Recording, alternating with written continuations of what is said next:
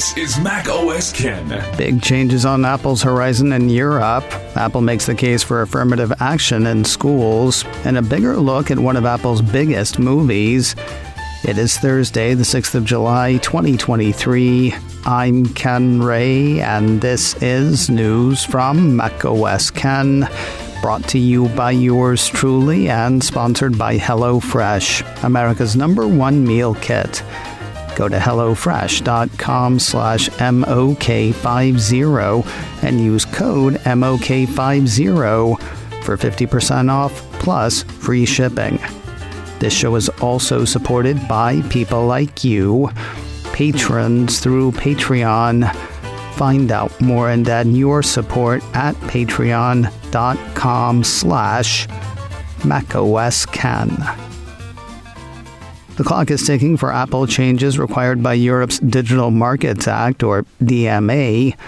The piece from 9 to 5 Mac says the Cupertino company has acknowledged that, under the EU rules, it would be a company with Gatekeeper status. That means Apple acknowledges that the planned rules apply to the Apple Cart. If you've missed this one, the 9 to 5 Mac piece says the DMA is a piece of antitrust legislation aimed at tech giants. Its stated purpose is to increase competition in the sector by removing some of the advantages held by dominant players, as well as to make it easier for startups to compete. Changes theoretically in store for Apple include being required to let developers use payment platforms besides Apple's own in-app payment solution, allowing users to install apps on iPhone and, one assumes, iPad from sources besides Apple's own app stores, and requiring iMessage to interface with other messaging platforms.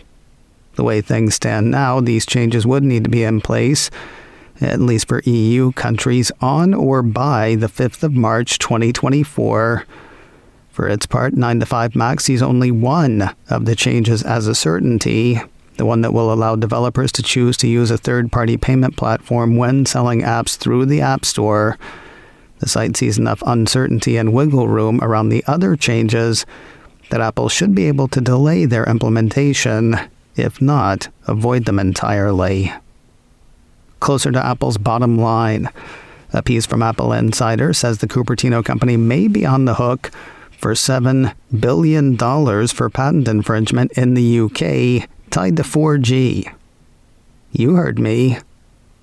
Quoting the report, Apple and Optis Cellular have been fighting in courts for quite a few years, with Apple accused of infringing on patents owned by Optis over 4G technology.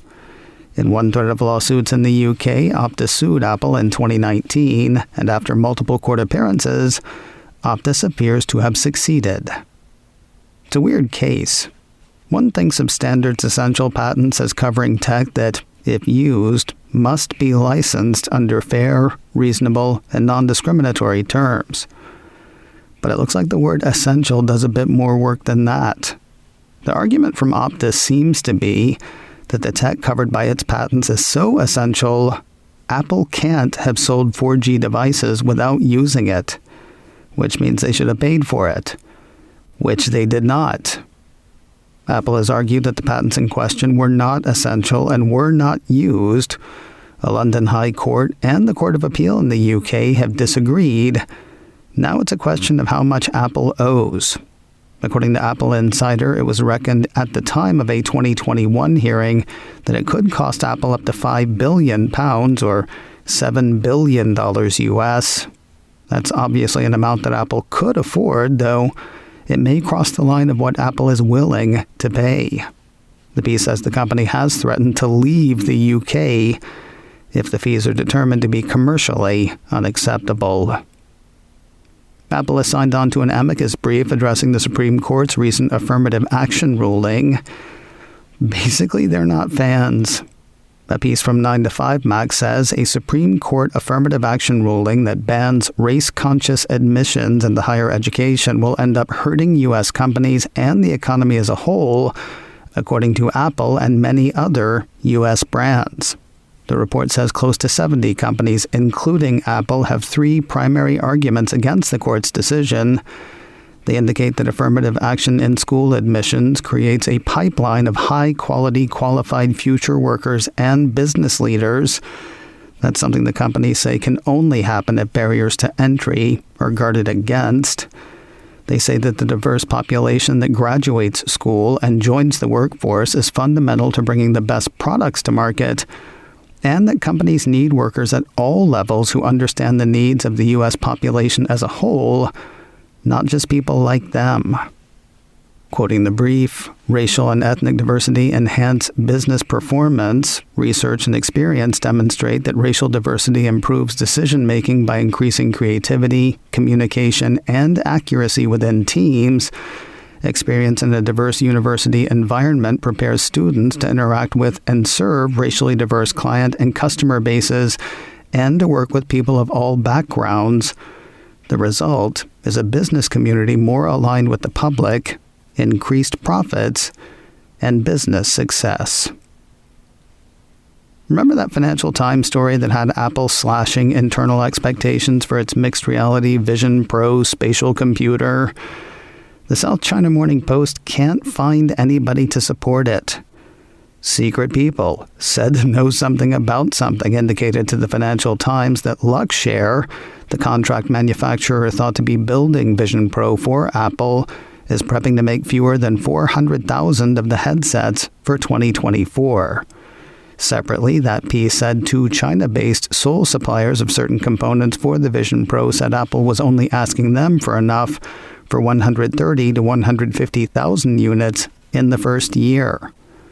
Now, the South China Morning Post says it's been looking, but can't find anybody to corroborate the Financial Times piece. Bojan Precision Industry, one of the companies said to be involved in Vision Pro production, said it had not been informed of any production cuts.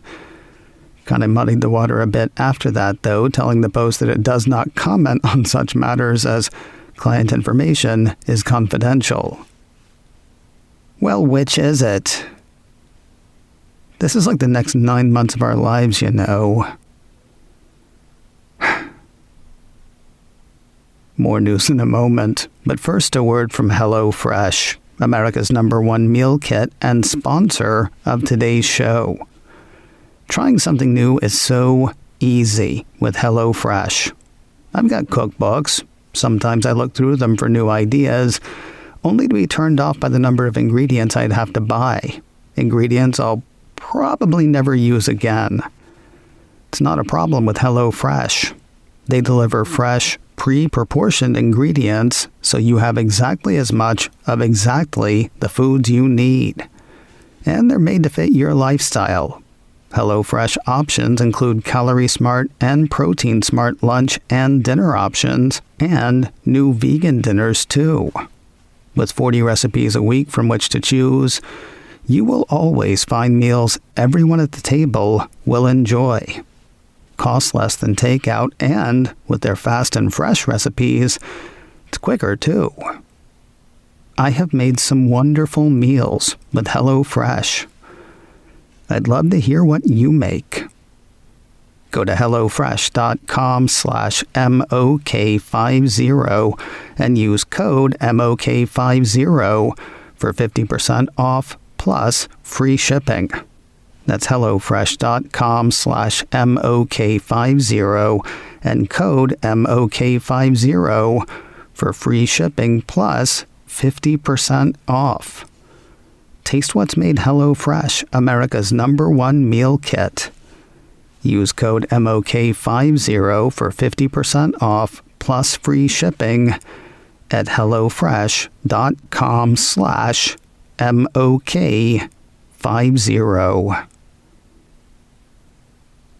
The future has taken another step towards us. Mac Rumors ran a few pieces on Wednesday saying that new developer betas of this fall's software updates had been seeded.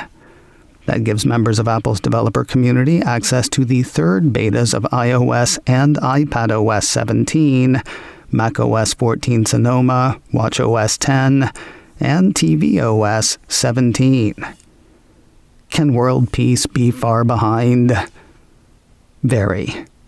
But at least we got this going for us. As the future moves our way, the techno past retreats.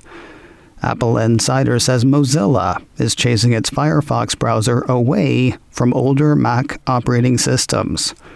On Tuesday, the piece says Mozilla announced that macOS Mojave and earlier won't get major updates past version 1.15, but security updates will continue for another year. The report has Mozilla explaining that maintaining its web browser for obsolete operating systems can become costly for Mozilla and downright dangerous for users. Firefox ESR 1.15 will continue to receive important security updates until September 2024. Folks wanting the new features found in Firefox 1.16 will need to be running macOS Catalina 10.15 or later when the browser update hits. That is expected sometime next month. If you've been paying for Spotify through Apple's App Store, not going to be doing that much longer. While the music streaming service stopped taking new subscribers via Apple's in-app purchase 7 years ago, people who had already signed up that way were allowed to keep paying that way. Now a piece from Variety says Mr. Spotty is done with that. According to the report and recent emails to those subscribers, Spotify said, "We're contacting you because when you joined Spotify Premium, you used Apple's billing service to subscribe. Unfortunately, we no longer accept that billing method as a form of payment." The service tells affected customers that when the billing period ends, their accounts will automatically switch to Spotify's free ad-supported service. If you wish to keep your premium subscription, you will need to resubscribe after your last billing period has ended and your account has been moved onto the free account. Though Spotify doesn't say why it's making this change, it almost definitely has to do with not wanting to give Apple the 15% commission the Cupertino company collects from the legacy subscribers. While the amount would not be small for the likes of you and me, it's not a lot for Apple nor Spotify. Apple said in a regulatory filing 4 years ago that it was collecting commission from just under 700,000 of Spotify's 100 million plus premium subscribers. And finally today, I'm not sure why I thought Robert De Niro was going to be a good guy in the Apple Originals film Killers of the Flower Moon, but boy is he not.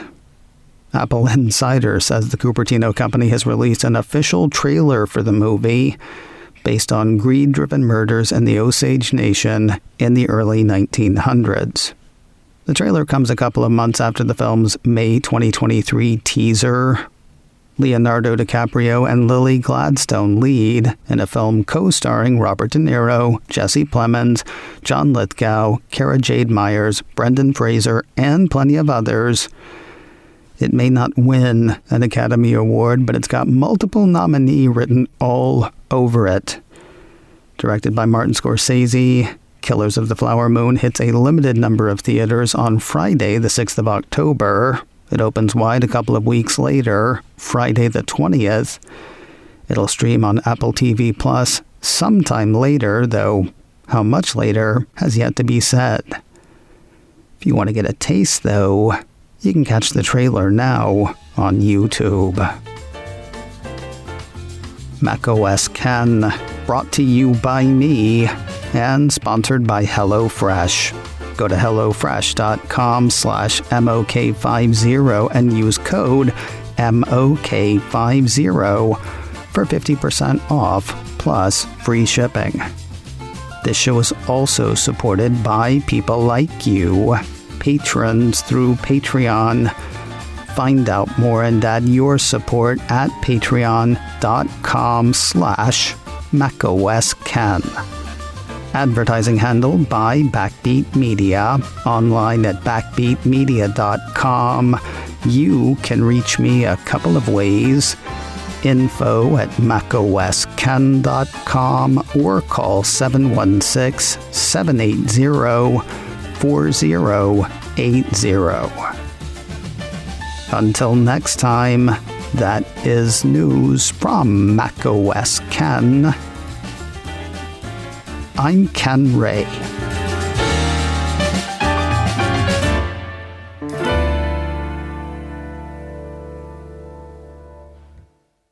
Ciao.